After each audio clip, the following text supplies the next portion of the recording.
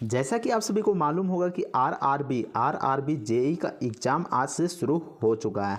तो ऐसे में मैं आपके लिए जनरल साइंस और जनरल अवेयरनेस के कुछ इंपॉर्टेंट क्वेश्चन लेकर आया हूं, जो कि आपके एग्ज़ाम्स के लिए बेहद ही इम्पोर्टेंट रहने वाले हैं। तो चलिए वीडियो को शुरू करते हैं। पहला क्वेश्चन में पूछा गया है, what is the common name of gases and liquids. तो यहाँ पर पूछा गया है जो गैस होता है और जो द्रव है यानी कि लिक्विड होता है उसका सामान्य नाम क्या है। तो यहाँ पर हो जाएगा ऑप्शन नंबर ए, फ्लूइड्स। तो यहाँ पर देख सकते हैं कि गैसों और द्रव्यों का समान नाम तरल यानी कि फ्लूइड है।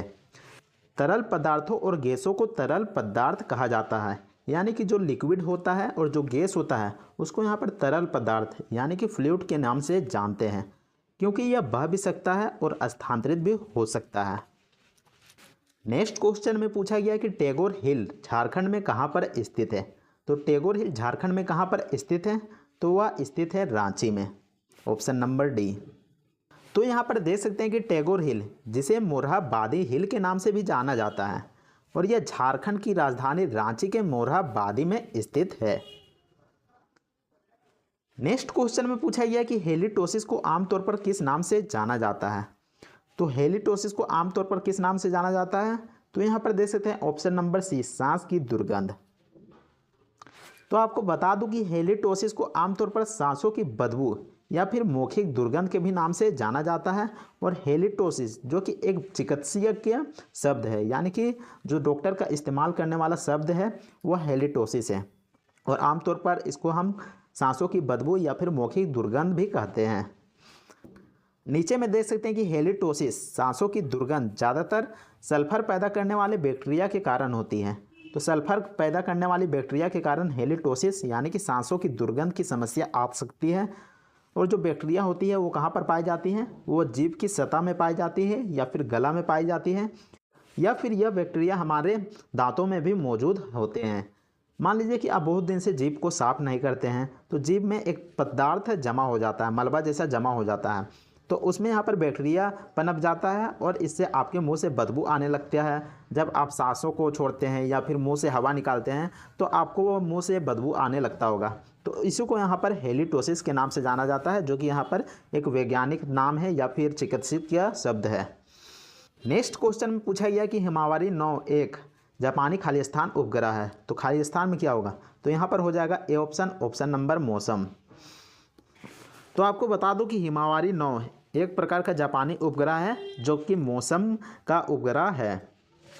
यह जापान मौसम विज्ञान एजेंसी यानी कि JMA का भू स्थिर मौसम उपग्रह है, जो कि जांच करता है कि कैसा मौसम रहेगा, जापान का कैसा मौसम रहेगा, क्या जापान में भूकंप आ सकता है या फिर भूस्खलन आ सकता है, चक्रवात आ सकता है। तो यह जो उपग्रह है यह जानकारी प्रदान करता है। इसके अलावा हिमावरी 9 जापान के हिमावरी उपग्रहों की श्रृंखला का 9वां उपग्रह है। तो आपको बता दूं कि हिमावरी 9 के जैसा यहाँ पर और भी यहाँ पर 8 उपग्रह है, और जो हिमावरी 9 है वह उपग्रहों की संख्या में 9वां स्थान में आता है। और हिमावरी शब्द का मतलब होता है सूरजमुखी। नेक्स्ट क्वेश्चन में पूछा गया कि निम्नलिखित में से कौन पादप जगत से संबंधित नहीं है। तो कौन सा ऑप्शन है जो कि पादप जगत से संबंधित नहीं है।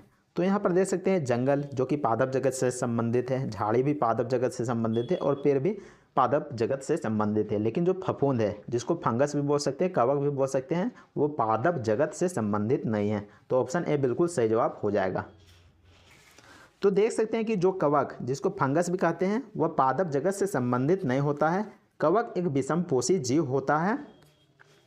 ये मिट्टी में पाया जाता है और सड़े हुए कार्बनिक पदार्थों में पाए जाते हैं।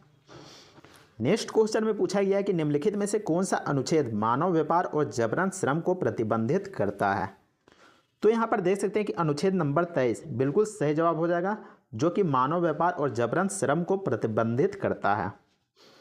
तो यहाँ पर देख सकते हैं कि भारतीय संविधान का अनुच्छेद 23 जो कि मानव तस्करी और जबरन श्रम के खिलाफ है, यह अनुच्छेद मानव तस्करी पर रोक लगाता है, जिसमें जबरन श्रम, गुलामी या शोषण के मकसद से तस्करी भी शामिल है।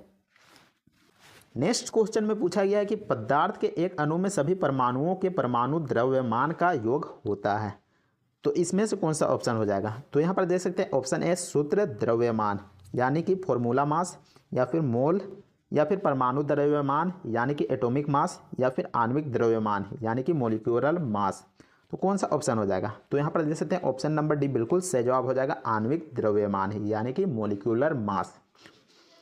नेक्स्ट क्वेश्चन में पूछा गया है कि राज्यसभा की सदस्यता प्राप्त करने के लिए न्यूनतम आयु कितनी होनी चाहिए? तो राज्यसभा की सदस्यता प्राप्त करने के लिए न्यूनतम आयु कितनी होनी चाहिए? तो इसका जवाब हो जाएगा ऑप्शन नंबर डी 30 वर्ष। नेक्स्ट क्वेश्चन में पूछा गया कि शतरंज में भारत की पहली महिला ग्रैंड मास्टर कौन है? तो कौन है? तो यहाँ पर हो जाएगा डी ऑप्शन, एस विजयलक्ष्मी। तो यहाँ पर देख सकते हैं कि सुब्बारमन विजयलक्ष्मी यानी कि एस विजयलक्ष्मी भारत की पहली महिला ग्रैंड मास्टर है और उन्होंने 2001 में महिला ग्रैंड मास्टर जिसे WGM का खिताब हासिल किया था।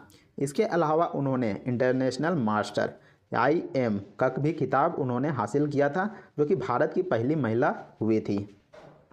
नेक्स्ट क्वेश्चन में पूछा गया कि भारत में पहले टेस्ट मैच का आयोजन किस भारतीय क्रिकेट मैदान में किया गया था? यानी कि क्वेश्चन में पूछा गया कि जो पहला टेस्ट मैच खेला गया था वह भारत के किस मैदान में खेला गया था? तो इसका क्या जवाब हो जाएगा? तो इसका जवाब हो जाएगा option number C, Bombay Gymkhana.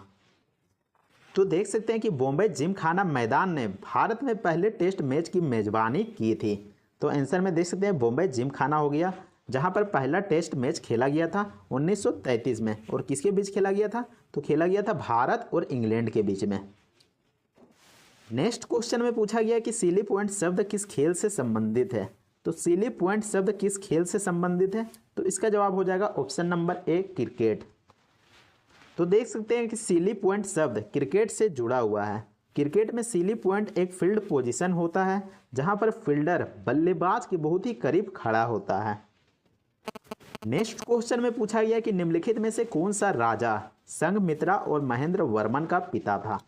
तो संघमित्रा और महेंद्र वर्मन का पिता कौन था? तो यहाँ पर देख सकते हैं ऑप्शन नंबर डी, अशोक सही जवाब हो जाएगा। तो यहाँ पर देख सकते हैं कि संघमित्रा और महेंद्र वर्मन के पिता मौर्य राजवंश के सम्राट अशोक थे। तो अशोक किस साम्राज्य से बिलोंग करता था?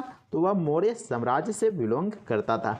अशोक ने अपने बच्चों को बौद्ध धर्म प्रचार के लिए श्रीलंका यानी कि सिलोन भेज दिया था। तो आपको बता दूं कि अशोक ने युद्ध किया था, जो कि कलिंग युद्ध किया था। उसके बाद से उसका वहाँ पर मन परिवर्तन हो जाता है, हृदय परिवर्तन हो जाता है और फिर वह युद्ध छोड़ देते हैं और बौद्ध धर्म का प्रचार प्रसार करने लगते हैं। उम्मीद करते हैं कि आपको ये वीडियो पसंद आया होगा। अगर वीडियो पसंद आता है तो वीडियो को लाइक जरूर कीजिएगा। इसके अलावा चैनल को भी सब्सक्राइब जरूर कर लीजिएगा। तो मिलते हैं नेक्स्ट वीडियो में, तब तक के लिए जय हिंद, वंदे मातरम।